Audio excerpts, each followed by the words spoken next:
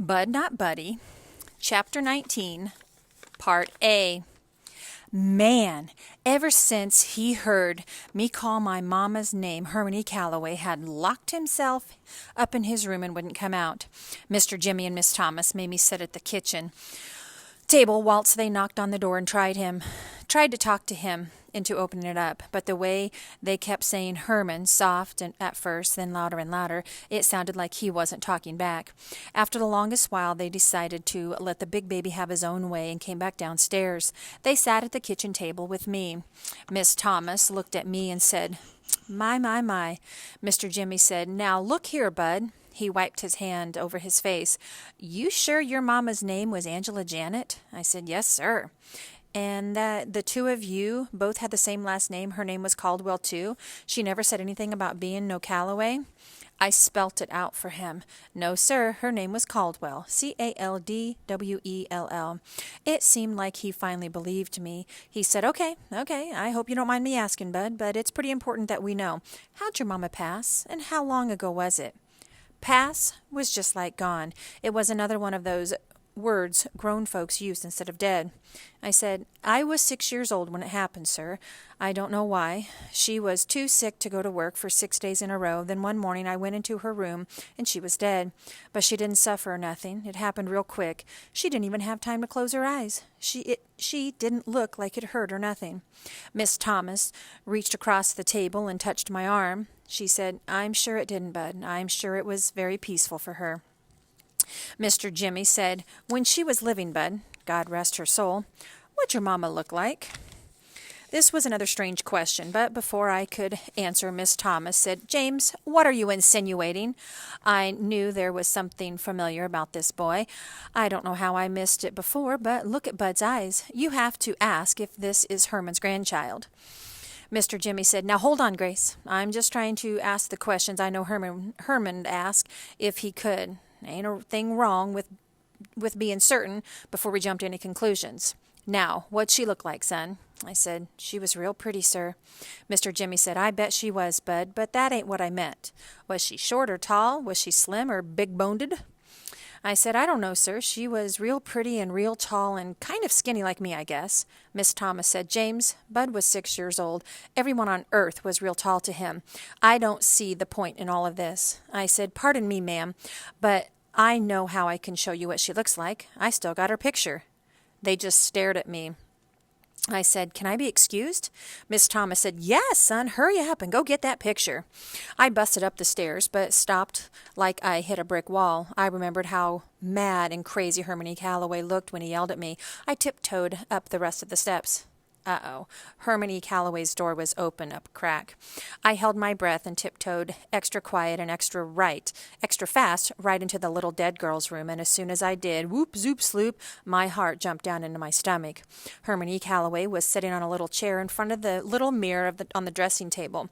His elbows were on the table and his face was covered by his hands. It sounded like he was having trouble breathing, because every time he sucked in a bunch of air, he made a sound like and every time he blew air out, he made a sound like, I didn't know what to do. I could tell that Mr. C didn't know that I was in the room with him, so I could probably just backward tiptoe and get out of there without anything happening.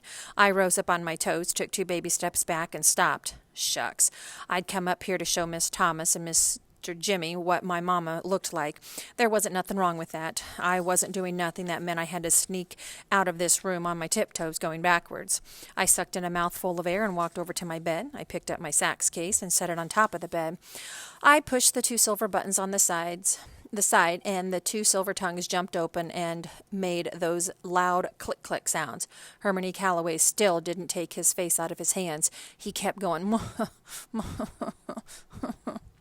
I reached inside my sax case and took out the envelope with Mama's picture in it. I closed the 2 silver tongues again and could tell that Mr. C wasn't paying me no mind at all. He kept his face in his hands. His head was rocking up and down, real slow, sort of like he was checking to see how much it weighed.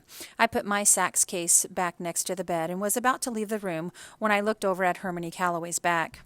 He still didn't know I was in the room with him. I looked in the little round mirror and still couldn't see his face, but I could see his hands a lot better. I could see 6 little trails of water coming out from where his fingers joined up with his hands. The 3 trails from each hand joined up together on the wrist and ran down his arms, puddling at the top of the dressing table. Shucks. Herman Calloway was bawling his eyes out. He was acting like me being his grandson was the worst news anyone could ever give you in your life. That is number 39 of Bud Caldwell's Rules and Things to Have a Funner Life and Make a Better Liar Out of Yourself. Rules and Things number 39. The older you get, the worse something has to be to make you cry. With babies, it's just not easy to pay them no mind because crying's just like talking for a baby. A baby's tears might mean, hey, you just stuck a pin in my behind when you changed my diapers. Or their crying might be a way they picked out to say, good morning, Mama. What are we going to do today? This makes it easy not to care too much about a baby's tears. When you got an old person crying, you got a whole nother story. When you got someone as old as Herman Calloway crying, you better look around because you know you're square in the middle of one of those boiling tragedies. You can't help but feel sorry for him, even if he's been mean to you from the minute he first laid eyes on you, even if he's crying because he found out the 2 of you were kin. I walked over to Herman Calloway, and before I could think, my hand moved out toward his back. I waited for one of those spaces between them and then I touched him. The skin under his shirt was very, very warm. It took a second for Herman Calloway to know someone was touching him. When he knew, I felt his skin jerk and twitch the same way a horse's does when a fly lands on it. He whipped his head around. When he saw it was me, he jerked away, took one more giant and then stared. His mouth started moving like he was talking in a secret language that only dogs could hear. At last, real American words started coming out of his mouth. He said, I'm so, look, buddy, it's Bud, sir, not Buddy. He put his face back in his hands and broke down all over again. Man, it's a good thing the thug wasn't around, 'cause if he'd heard the way Mr. C was weeping, no one would have wondered who the real Waterworks Willie was. I put my hand back on Mr. C's shoulder and patted him and rubbed him a couple of times, then left the room. It felt a lot better going out frontwards instead of sneaking out backwards. I ran down the steps back into the kitchen. Miss Thomas's and Mr. Jimmy's eyes jumped right onto my envelope. I set it in the middle of the table. Both of them just looked at it before Miss Thomas reached out and picked it up. She went into the pocket of her dress and took some funny little glasses that only had half a bottom on them, then put them on her nose. She pulled Mama's picture out and held it up far away from her eyes as her arms would stretch. She looked at the picture, looked over her glasses at me, then looked right at Mr. Jimmy and said, "Any more questions for this young man?" She slid the picture over to him. Mr. Jimmy picked it up and said, "Well, I'll be. Remember that old con man who used to drag that runt horse through town? Now, what was his name? Help me out here, Grace. Didn't he call his Zach Joey Pegasus and his brokeback broncoing bucko?" Miss Thomas said, "It was Joey Pegasus and his brokeback bucking bronco, James. What else do you see in the picture?" Mr. Jimmy said, that definitely is Angela Janet Calloway." He looked at me and said, "You sure this is your mother?" I said, "Yes, sir, but her name's Caldwell, not Calloway." He said, "Well, I'll just be—" Miss Thomas butted in on him. "There's little doubt about that, James, but what we've got to do—" She kept on talking, but I quit listening because something just came out of the blue and gave me a good whop right in the forehead. Even without thinking about what I was doing, I butted in on Miss Thomas and said, "That means that's not some little dead girl's room I'm sleeping in. That's my mama's room." She looked at me kind of surprised, like this was the first time she had thought about it too. She said, "That's right, Bud. You're back in your mama's room." I said, "How come Herman Calloway never called on me and my mother?" "All he'd have to do is call on us one time, and I know she wouldn't have been so sad." Miss Thomas and Mr. Jimmy took turns shooting quick looks at each other. Then she said, "Bud, give me your hand." Uh-oh. Pretty soon I'd have to come up with rules and things about when Miss Thomas holds your hand. She stretched her arm across the table, and I held on to her fingers. "Bud," she said, excuse me, "your granddad didn't know anything about you. No one knew where your mother had gone." Mr. Jimmy said, "That's right, son. She just up and run off one day. I mean, we all knew Herman was hard on her, but it wasn't like it was nothing personal. He was hard on everybody. I used to tell him all the time to slack off some on the girl, to go easy. But I can remember his exact words. He'd say, 'Easy go, don't make the mare run.' This is a hard world, especially for a Negro woman. That's 100 million folks out there of every shade and hue, both male and female, who are just dying to be harder on you than I ever could be. She's got to be ready." Shoot, I could see that the girl wasn't the type to. Miss Thomas said, "James, why don't you go up and check on Herman?" She said, "Why don't you?" But it wasn't a question. Mr. Jimmy said, "Oh, maybe I should," and left the kitchen. Miss Thomas told me, "But I know you can see your granddad has troubles getting along with most folks, right?" "Yes, ma'am. I think it's because he expects so much out of everybody, including himself, or himself included. And when you set your standards so high, you get let down a lot." I shook my head up and down, acting like I understood. She said, "Now take your mother, for instance. He was so proud of her, proud of that young woman, and he loved her very, very much. He was determined that she was going to be the first Calloway to get schooling all the way through college, so he thought he had to be strict on her, and he went overboard. But simple as that. He used to crow about how his mother and father had been born slaves, and how now it was only 2 generations later that the Calloways had come so far and worked so hard that one of them was actually going to be a teacher. It was his dream, not hers. Not yet, anyway. And he never gave her time to pick it for herself. The more he pushed her, the more she fought him. Finally, it got to be too much and she left. We think she ran off with one of Herman's drummers. We've been hoping for 11 years that she'd send word or come home, and she finally has. Looks to me like she had sent us the best word we've had in years."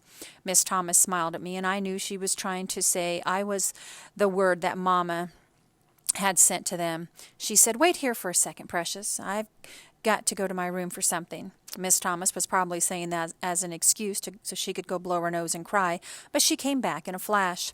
She was holding an iron picture frame and handed it to me. "This has been on my dressing table for 13 years, Bud, ever since your mother was 16 years old. Now it belongs to you." I wanted to say thank you, but I just stared at the picture in the heavy iron frame. It was Mama.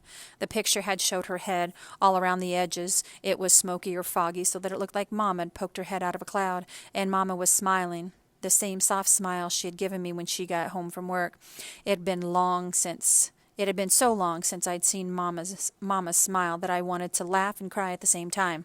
"Miss Thomas," she said, "let me show you something, Bud." Miss Thomas said, "Let me show you something, Bud." She took the frame out of my hands and said, "Watch this." She moved the picture up and down, right and left, and then around in circles. "Do you see how her eyes are on you all the time? No matter which way you look at the picture, she's watching." It seemed like Mama was looking directly at me, no matter where Miss Thomas put the picture. "I can keep this?" "I feel like I've been holding on to it until the rightful owner came along, and it looks to me like he's finally shown up. What took you so long, child?" Miss Thomas patted me underneath my chin. She said, "But, Bud, we've got a problem I'm going to need your help with." "Uh-oh." "You said when you were 6 years old your mother died." "Yes, ma'am." "Okay, so that was 4 years ago." "Yes, ma'am." "You remember how bad you felt when you first knew she was gone, can't you?" "Yes, ma'am." "'Cause it still feels the same." "Well, you've had 4 years to try to heal that scar, but it still hurts some of the time, doesn't it?" "Sometimes a lot." "I know, Bud. But remember your grandfather, and I just found out that she passed. The hurt is brand new for us." Miss Thomas started swallowing. "And even though he hasn't seen her in 11 years, I know that there isn't a day that goes by that he doesn't think about her. He'd never admit it, but there isn't one show that we give that he doesn't look out into the audience to see how big, not to see how big the crowd is, but hoping that she'll be out there, hoping that she'd seen a flyer tacked to a telephone pole somewhere and would stop by to see him. He loved her so much, Bud." "Sorry, sweetheart."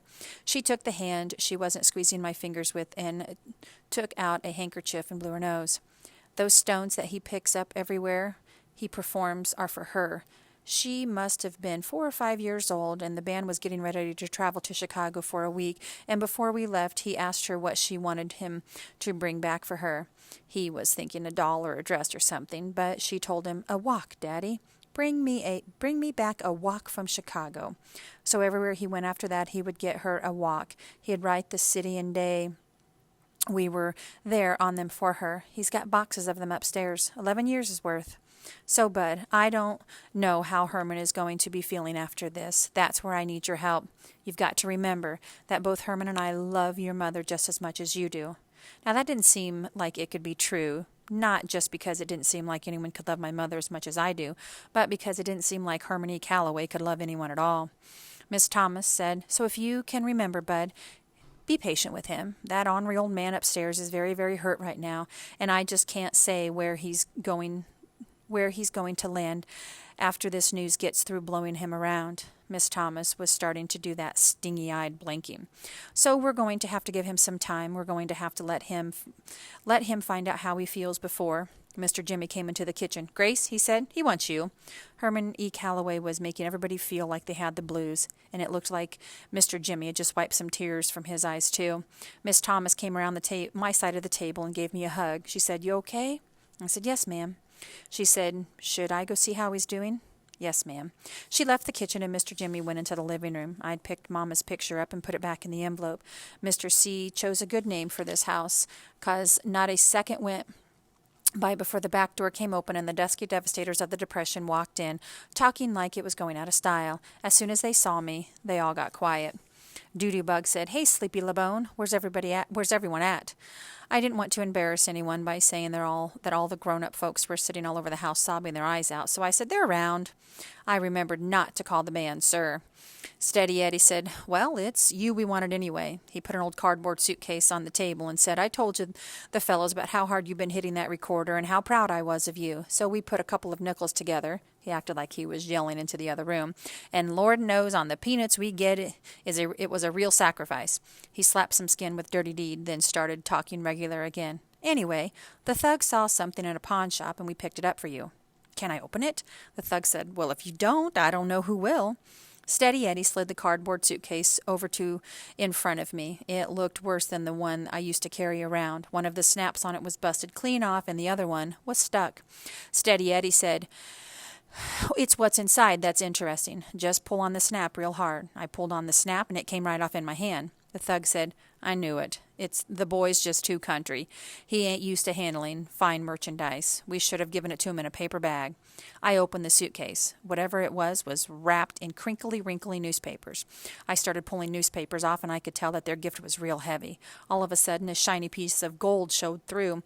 I snatched more paper off and couldn't believe my eyes. The dusky devastators of the Depression had put their money together and had bought me a baby-sized horn like Steady Eddie's saxophone.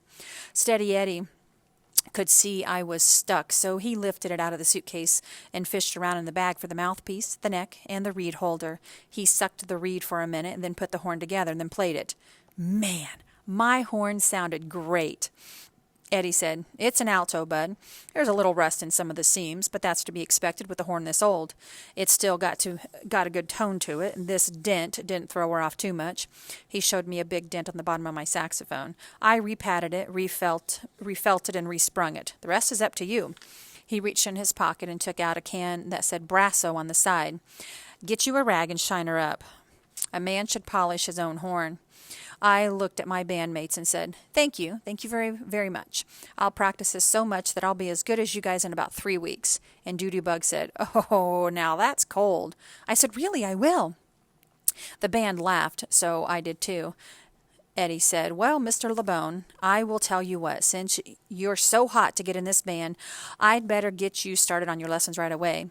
He pulled a big silver watch that was tied to a long chain out of his pocket and said, I'm going to Tyler's for a while now, and I'll be back around 7. If you've got your axe polished by then, I'll bring in some sheet music and we'll get started. Sound good? His toothpick jumped around with each word.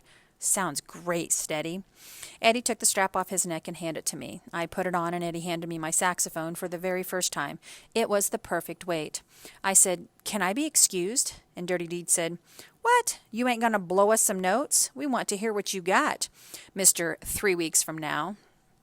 I said, I'll let you hear me in 3 weeks when we're on stage together. They all laughed again, and the thug said, I'm going to let you in on something, Sleepy LeBone. There are certain members of this band that you will be out playing in 3 weeks, but it's going to take a whole lot longer to top me. On the real tip, it's going to take you at least 10 years before you get to be able to hold my drumsticks. Steady Eddie said, yeah, and that's about 9 years and 10 months longer than you'll be with the band, Thug. The Thug said, oh, man, you ain't going to start that up again. You got to let me know what you heard.